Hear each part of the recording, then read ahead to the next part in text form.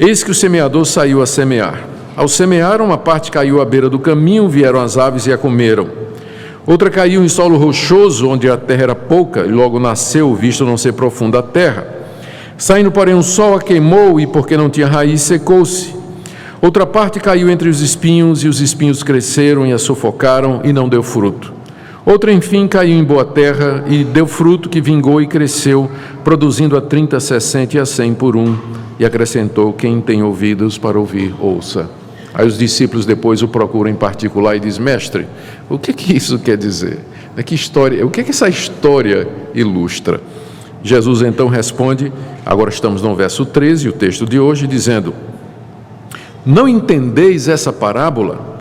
E como compreendereis todas as parábolas?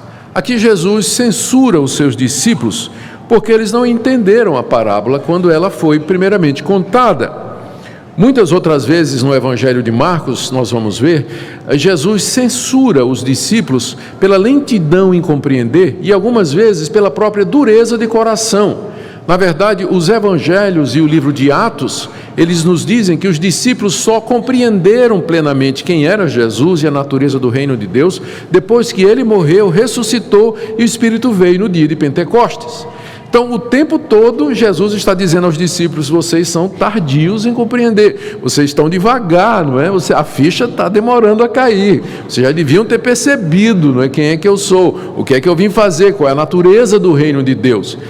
Essa crítica, então, essa é a primeira das críticas, nós vamos encontrar várias delas, que Jesus, então, faz aos discípulos por conta da lentidão de compreensão que estava relacionada com a dureza de coração e a incredulidade dos próprios discípulos. Em seguida, ele explica, ele diz ainda no verso 13, que se eles não compreenderem essa parábola do semeador, como é que eles vão entender as outras? Com isso dizendo que essa parábola do semeador, ela é importante, ela é vital, ela é como uma espécie de chave para destrancar o sentido das demais parábolas.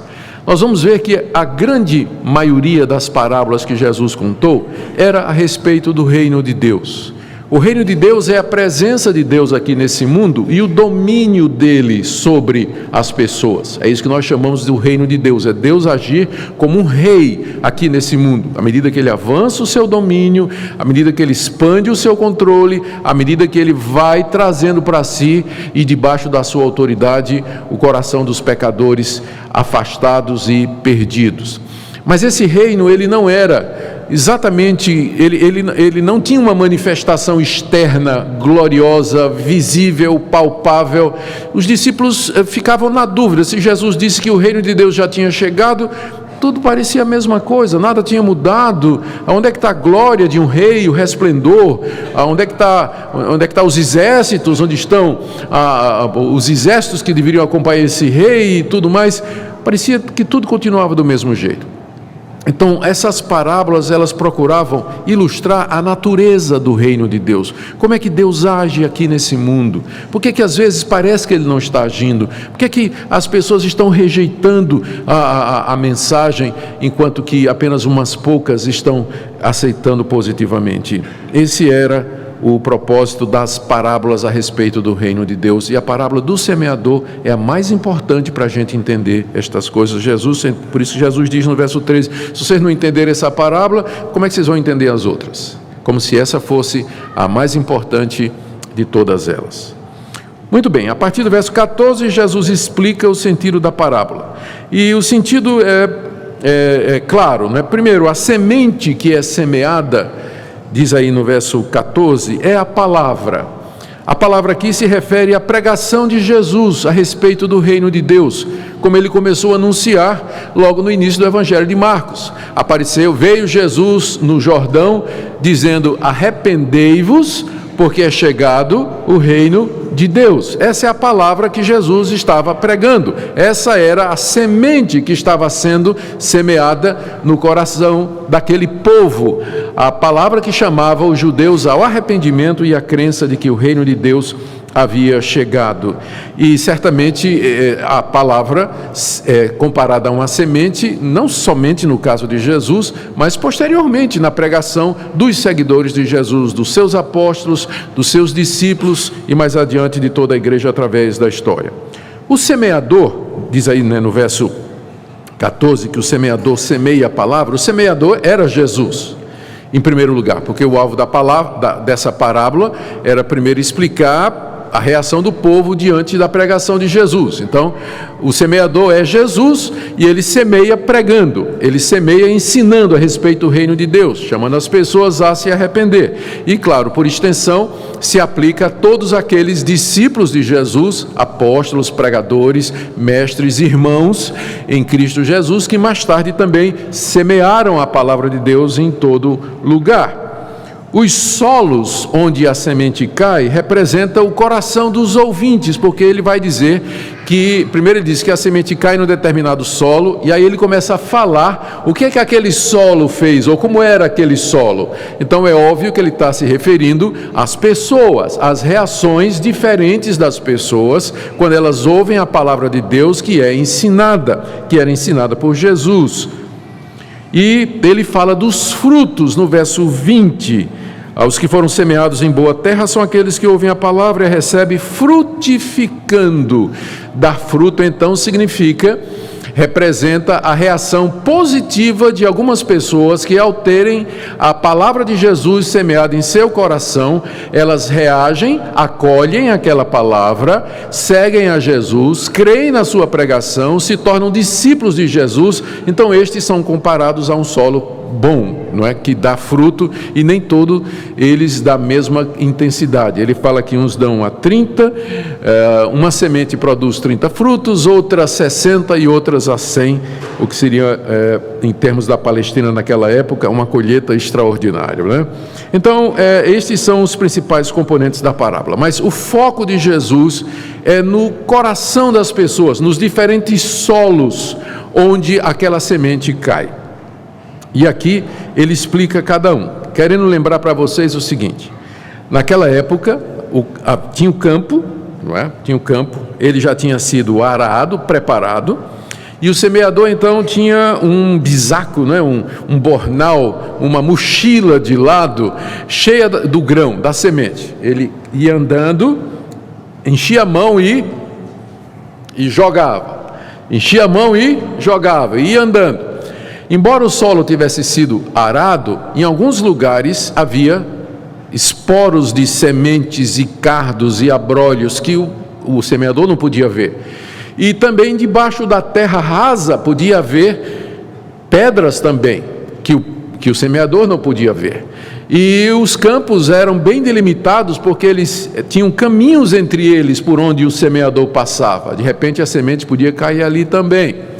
E o que Jesus está descrevendo era uma cena bastante comum na Palestina, né? Que era uma sociedade agrícola, dependia da plantação e da colheita para a sua sobrevivência. Todo mundo entenderia o que é que Jesus está dizendo aqui. Então ele explica no verso 15 primeiro, quem são aqueles em cujo coração a semente caiu como que cai à beira do caminho. Verso 15, são estes os da beira do caminho, onde a palavra é semeada. Enquanto a ouvem, logo vem Satanás e tira a palavra semeada neles.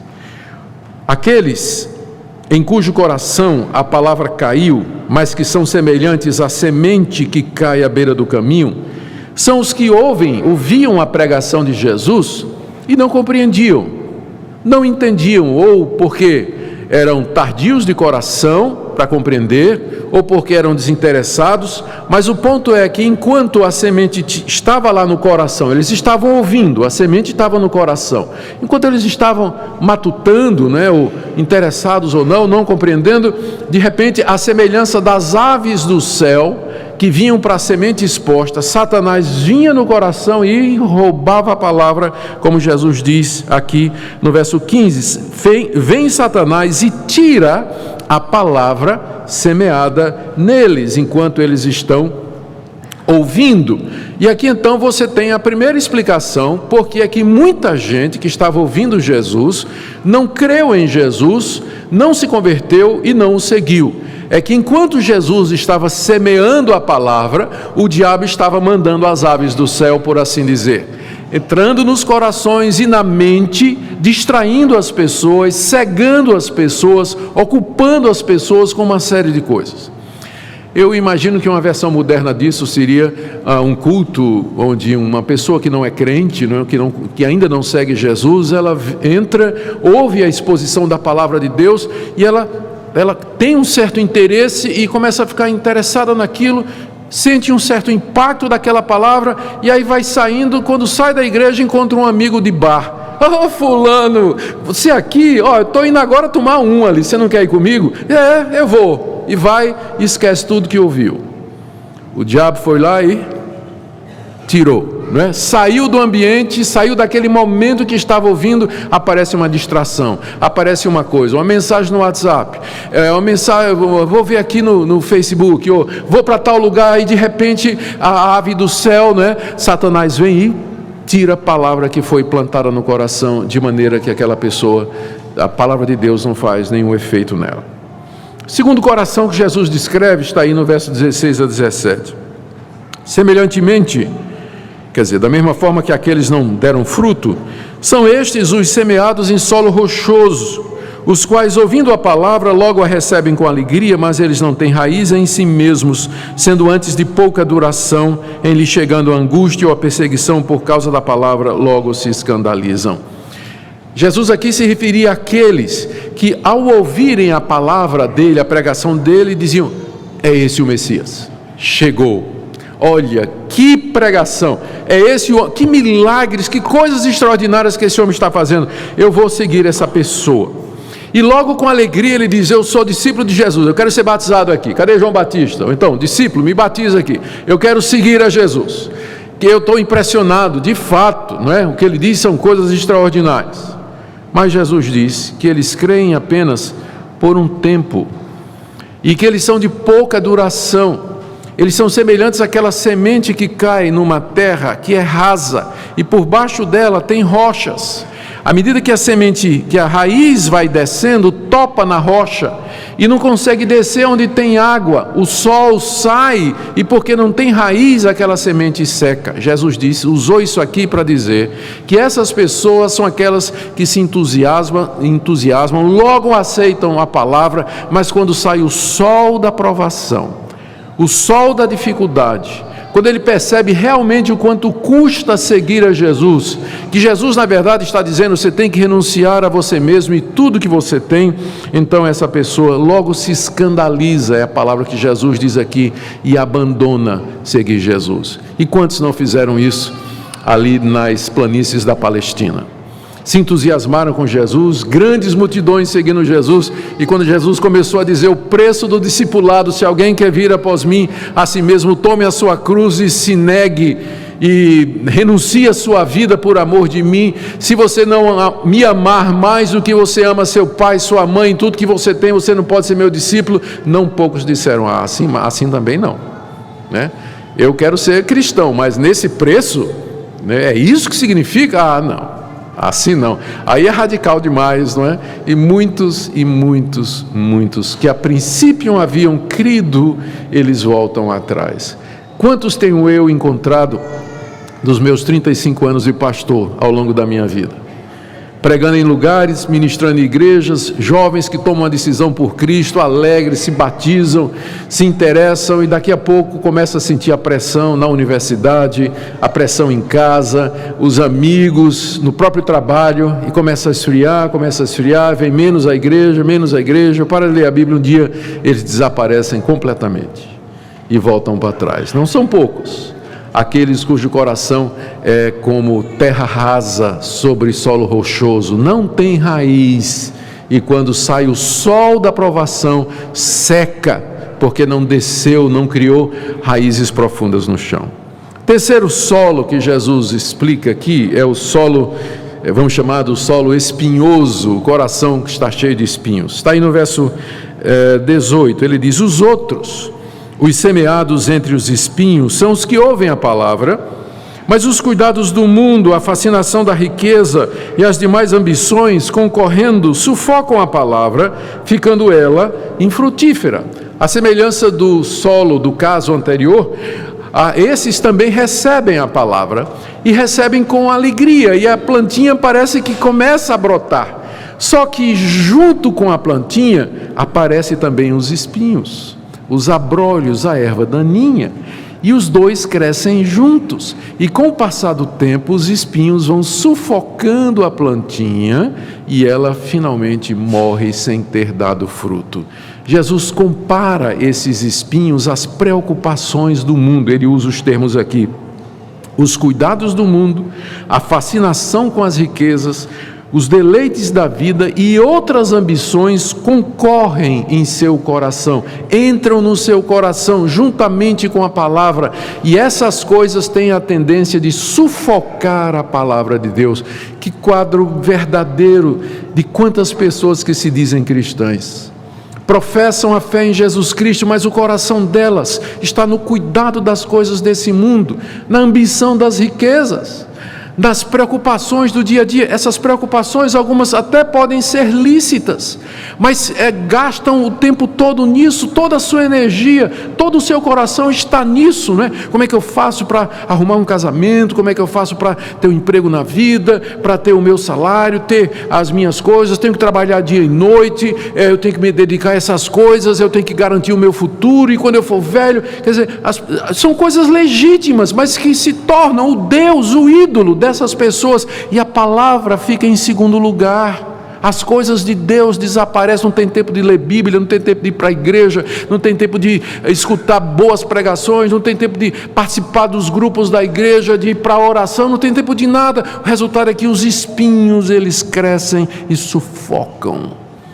E aí o que é que acontece? Aquela pessoa não dá fruto, pode até continuar indo para a igreja, mas é um crente sufocado, né? Você não vê vida espiritual, não tem fruto na vida dele. Ele é um frequentador de igreja quando ele não abandona e se torna um desigrejado. Por quê? Porque os espinhos das ambições das coisas do mundo entraram e sufocaram no coração a palavra de Deus. Com isso, Jesus queria explicar por que é que tanta gente, na verdade, o havia deixado, ou por que é que a maioria não acreditou nele. Ele está dando a explicação. Mas temos esperança, porque tem o verso 19. Ele diz assim, o verso 20: os que foram semeados em boa terra são aqueles que ouvem a palavra e a recebem, frutificando a 30, a 60 e a 100 por um. A boa terra aqui é aquele coração que não é como o coração rochoso, não tem rochas por debaixo. Não é como o coração cheio de espinhos, é um coração que está focado na palavra de Deus.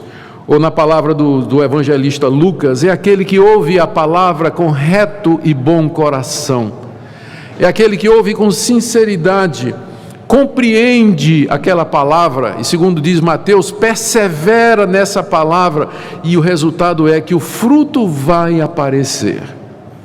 Finalmente, a semente encontrou um solo onde ela pode enraizar-se para baixo e dar fruto para cima. E esse fruto varia nas pessoas, mesmo entre aquelas que ouvem, compreendem, aceitam a palavra de Deus e seguem a Jesus, são verdadeiros discípulos. Ainda assim, entre eles, alguns produzem 30, outros 60 e outros a 100 por um. Frutos de arrependimento, vidas mudadas, discipulado, seguir a Jesus. Esse é o significado da parábola do semeador.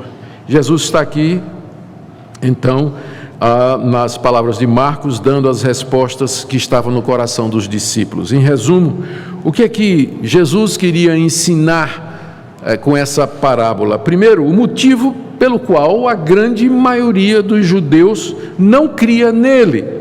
Porque essa era uma indagação dos seus discípulos: mestre, se tu és de Deus, se tu és o Messias, por que a nação de Israel, com a qual Deus fez um pacto e a quem fez as promessas, não recebe o que o Senhor está falando? A resposta de Jesus é que, primeiro, havia ação satânica no coração, tirando a palavra daqueles que ouviam sem compreender e sem interesse. aqueles que seguiam a Jesus pelo pão, pelos milagres, é como a semente que cai à beira do caminho.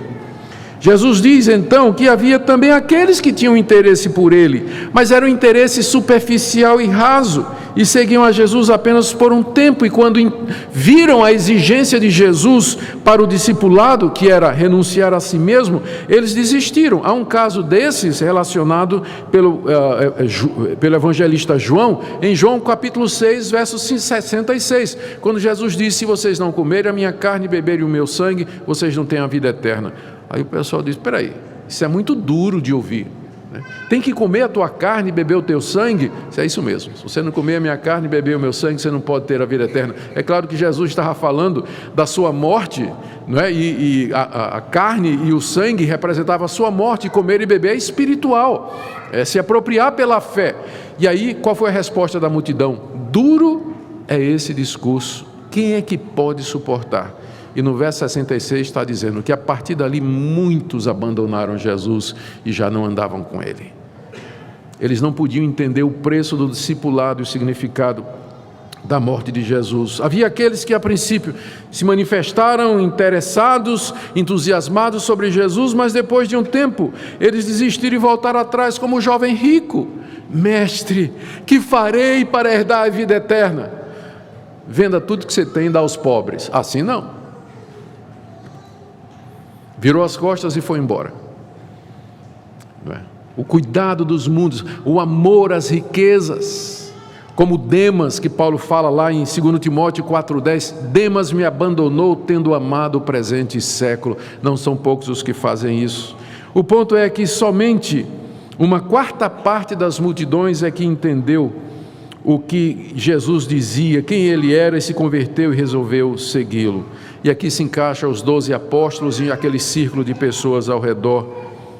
E mesmo assim a devoção e consagração deles não era igual. Jesus também queria ensinar que, embora a maioria tivesse rejeitado, mas havia um remanescente fiel, e que o evangelho haveria de produzir fruto no tempo dele. E é o que traz esperança na pregação. A maioria vai rejeitar, mas tem o solo bom, que vai frutificar no tempo de Deus. Jesus também queria ensinar que o reino de Deus cresce, eu queria chamar sua atenção aqui para isso, que o reino de Deus cresce através da pregação da palavra. O semeador saiu a semear, é assim que o reino de Deus cresce, pela pregação da palavra, pelo ensino da palavra, pela divulgação da palavra, à medida que é lançada nos corações e as pessoas se arrependem e creem. Nada substitui isso, nem sinais, nem prodígios, nem coreografia, nem teatro, nem qualquer outra invenção que a igreja moderna tem feito para manter os fiéis na igreja e parecer atrativa ao mundo. Nada substitui a semeadura da palavra de Deus. É assim que o reino de Deus cresce, pela semeadura da palavra de Deus. Jesus também ensina aqui que é necessário que a palavra dele, a sua palavra, a palavra de Deus, seja semeada de maneira fiel e abundante. A gente não sabe em que solo a semente da palavra vai cair. Por isso nós semeamos abundantemente, jogamos a todos, pregamos a todos, em todo lugar, o mais que nós pudermos. Deus vai fazer com que a semente caia no solo preparado, e haverá de dar fruto no tempo. A nós não compete escolher solo, até porque o semeador não sabia onde tinha pedra por baixo. A nós compete semear, espalhar a palavra de Deus, pregar a todos. O que é que nós podemos concluir aqui para nós, queridos? Vejam que nem sempre o resultado da pregação depende do pregador. Foi a mesma semente foi lançada no campo, mas deu diferentes resultados. Às vezes a gente quer ligar o resultado, a conversão das pessoas, o sucesso de um pregador, diretamente à pessoa do pregador, ou o contrário também, não é? O fracasso está ligado à pessoa do pregador, mas nem sempre é assim. Veja que foi a mesma semente que foi lançada no campo. O problema é que as pessoas reagem de maneira diferente. Aos interessados, aqueles que não estão, aos descuidados, aos que amam o mundo, aos de coração endurecido, aos de terra superficial. Outra conclusão nossa aqui: não pense que Marcos, porque alguém pode pensar isso, não pense que Marcos está ensinando que as pessoas perdem a salvação. Porque alguém está dizendo aqui, olha, será que Jesus quis dizer que aqueles 3 primeiros eram crentes, se tornaram crentes e depois perderam a salvação? Não, não, não. O único que se converteu mesmo é o último. Os outros foram pessoas que chegaram muito perto, ficaram interessadas, participaram da igreja, ouviram a palavra de Deus, chegaram a se tornar membros, se batizaram, mas no final não tinha raiz, a semente nunca de fato brotou. Não está falando de perder salvação aqui, mas de gente que se interessa pelas coisas do Evangelho, mas não permanece e no fim volta atrás. Ainda hoje essas coisas impedem as pessoas de seguirem a Cristo e dar fruto para a vida eterna. Anote aí. Primeiro, desinteresse. Pessoas que não têm interesse. Ouvem superficialmente, vêm à igreja por conta disso, ou ficam na internet procurando sermão, aqui e acolá, rodeando como satélites a uma igreja, mas não há um interesse verdadeiro no coração. Essas pessoas, elas estão perdidas em suas ofensas e pecados, porque a menos que a semente penetre no coração e dê fruto, elas serão condenadas, morrerão na sua própria condenação. A superficialidade. Tem pessoas que se aproximam do Evangelho, das coisas de Deus, mas são superficiais. Eles nunca querem realmente chegar ao fundo de todas as coisas, não fazem as grandes questões mais importantes da vida. Como é que eu de fato sou salvo? Estou salvo? Em que está baseada a minha convicção de salvação? Os meus pecados estão perdoados? Qual é a certeza que eu tenho disso? O que é que Cristo fez na cruz por mim? Ela nunca faz essas grandes perguntas. Para ela, cristianismo é só vir para a igreja nos domingos, sentar, participar, contribuir, ouvir um bom sermão e ir para casa. Então verifique se esse não é o seu caso. Outros são duros de coração mesmo, como o solo rochoso, já ouvem a palavra há anos, mas nunca a raiz desceu além de um certo nível. E por isso também eles nunca se comprometeram, nunca mudaram de vida, nunca romperam com o pecado definitivamente, nunca romperam com um determinado estilo de vida. E tem aqueles que amam o mundo, as coisas do mundo, os desejos desse mundo, e essas coisas sufocam. A verdade, queridos, é que numa grande igreja ou nas igrejas, isso aqui se repete, isso aqui é um quadro de igrejas. Como é que as coisas, a membresia de uma igreja nunca é 100% terreno número 4, você vai encontrar dentro de uma igreja, entre os membros da igreja, todo esse tipo de gente que continua frequentando, mas na hora do vamos ver mesmo, é apenas um punhado de gente que é fiel mesmo, está disposto a seguir a Jesus, custe o que custar, e renunciar àquilo que foi, viver radicalmente o cristianismo. Sempre foi assim, desde a época de Jesus. Se foi assim com Jesus, por que seria diferente hoje? Sempre foi assim. E a grande pergunta que você tem que fazer nessa manhã é: quem sou eu aqui? O alvo dessa parábola é colocar um espelho diante de você e pedir para você se olhar aqui, você dizer: aonde eu me encaixo aqui? Aonde eu estou aqui? Porque a resposta dessa pergunta tem implicações eternas para a sua vida, aqui e no mundo vindouro. Que Deus nos ajude a sermos como o bom solo que recebe a palavra com perseverança, com bom e sincero coração, para que ela produza fruto em nós. Oremos. Querido Deus, eu te agradeço por aqueles queridos que estão aqui nesta manhã, em cujo coração tua palavra produziu o efeito, o fruto do arrependimento, da mudança de vida, a consciência da tua presença, a convicção de pecado, porém da salvação plena em Cristo Jesus. Senhor, eu quero pedir que tu tenhas misericórdia daqueles que aqui estão nessa manhã e que estão iludidos com relação ao cristianismo, a fé salvadora, o relacionamento com tua pessoa. Oro pelos nossos filhos, as crianças, adolescentes e jovens, nos quais a palavra ainda está sendo semeada, para que, Senhor, nenhum daqueles obstáculos prevaleça, mas para que recebam esta palavra desde cedo com bom e sincero coração, para que produzam fruto para a vida eterna. E nos ajuda a semear, espalhar a tua palavra em todo lugar, confiantes de que alguma semente haverá de cair em solo bom e que tu a farás prosperar. Te damos graças pelo Teu reino, que prossegue aqui nesse mundo, não de forma visível, como nós gostaríamos, mas silenciosamente como a sementinha que brota e dá fruto. Nos ajuda então, Senhor, a esperar aquele grande dia e que o Senhor virá em glória e todo olho verá. Por amor de Jesus, nosso Salvador. Amém.